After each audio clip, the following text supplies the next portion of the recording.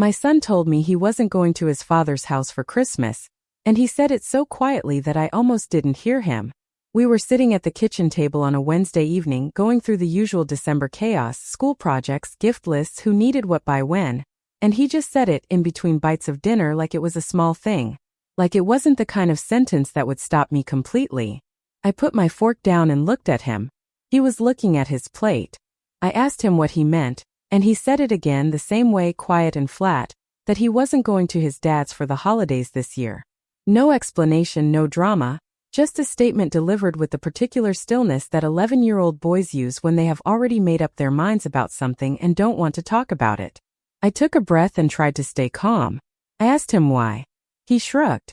He said he just didn't feel like it.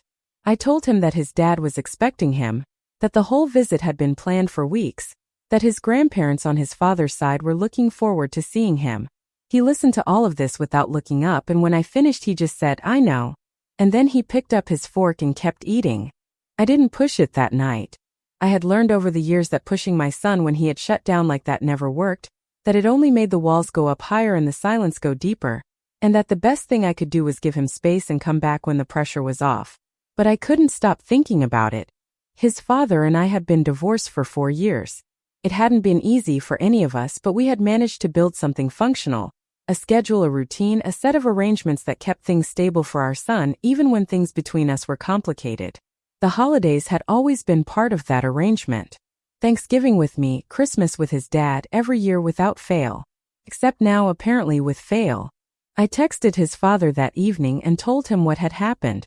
He responded quickly, said he had no idea what was going on, that everything had been fine the last time they spoke. He asked me to talk to our son and figure out what the problem was. Just like that, figure out what the problem was, like it was an item on a to-do list rather than our child telling us something important in the only way he knew how. I put my phone down and went to check on my son. He was in his room with the door half open, lying on his bed staring at the ceiling with his headphones around his neck but not on his ears, which meant he wasn't actually listening to anything, which meant he was thinking. I stood in the doorway for a moment and just looked at him. He was getting so tall. I still sometimes expected to see the little boy he had been at 7, at 8, and instead I kept finding this almost teenager who carried things quietly and said less than he felt and looked exactly like his father in ways that still caught me off guard sometimes. I asked if I could come in. He nodded. I sat on the edge of his bed and I didn't say anything for a while. Just sat there. And after a few minutes he shifted position and looked at the ceiling and said, "I just don't want to go, Mom." I said, "I know. Can you tell me why?" He didn't answer right away. He pulled at a loose thread on his blanket and looked at it like it was the most interesting thing in the room. And I waited because that was the only thing I knew how to do in moments like this, wait and stay, and not make him feel like the clock was running. And then he said, "What's the point?" Not as a question, as a statement. What's the point? And something in the way he said it made my chest go very tight, because it didn't sound like an 11-year-old being difficult. It sounded like someone who had been disappointed one too many times and had quietly, privately, decided that hope was no longer worth the effort. I asked him what he meant by that. And this time he told me. He told me about his birthday. His birthday had been in October, 2 months earlier, and I had been so caught up in making my side of the day special that I hadn't paid close enough attention to what was happening on his father's side. His dad had called that morning early and had promised to come by in the afternoon to take him out for dinner, just the two of them, wherever he wanted to go. My son had chosen the restaurant weeks in advance. He had told me about it casually, the way he told me most things in passing without making a big deal of it, but I remember because he had mentioned it more than once, which meant it mattered more than he was letting on. His father didn't come. He didn't call to say he wasn't coming. He didn't send a message. He just didn't show up, and my son sat by the living room window at his dad's apartment. He had been staying there for the weekend, and waited for 2 hours before he finally went to his room and closed the door. His dad came home later that evening with an apology and an excuse about work, and my son said he nodded and said it was fine because that was what he always did because it was easier than the alternative. But it wasn't fine. He told me all of this lying on his bed, still pulling at that loose thread. His voice steady and quiet in the way that was somehow worse than if he had been crying. And I sat there listening and I kept my face very still because I knew that if I let him see what I was feeling he would stop talking, and I needed him to keep talking. I asked him if that was the first time something like that had happened. He looked at me then, for the first time since I had sat down, and the look on his face answered the question before he did. He said, "Mom, it's not the first time."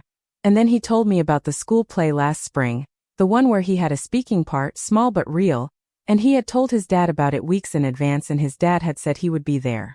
He wasn't there. He told me about the football game in September, same story.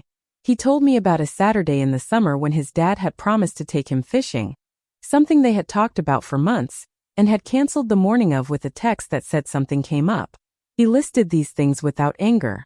That was what broke me.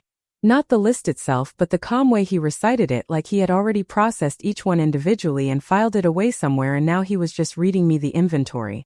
He said, "I know he's busy. I know he has a lot going on.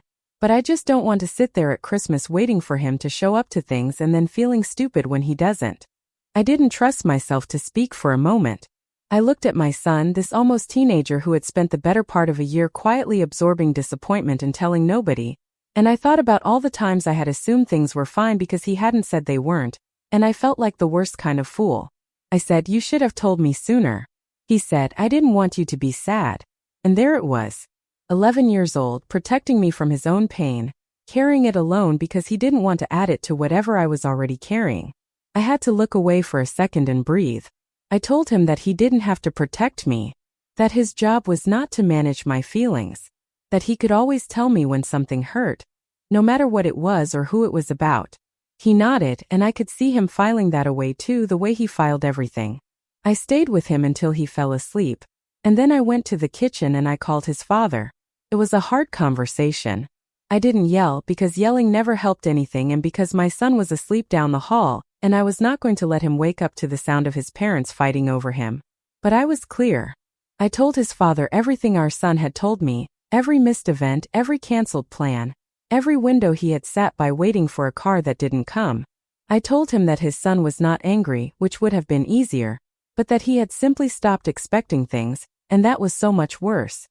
His father was quiet for a long time after I finished, and then he said, "I didn't know it was that bad." I said, "That's because he didn't tell you. He didn't tell you because he didn't want you to feel bad. He's 11 years old and he's been protecting your feelings." Another silence.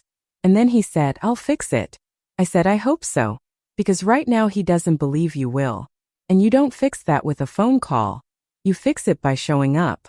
Every single time from now on you show up." He said, "I understand." I went back to my son's room after that. He was asleep, one arm thrown over the edge of the bed the way he had slept since he was small, and I sat on the floor next to him for a while in the dark, just listening to him breathe. And then I leaned up and I brushed the hair off his forehead the way I used to when he was little, and I whispered, "I've got you. I've always got you." He didn't wake up, but he shifted slightly toward me in his sleep, the way kids do when they feel safe, and I stayed right there until I was sure he was deeply under, and then I got up and turned off his lamp and closed his door quietly behind me.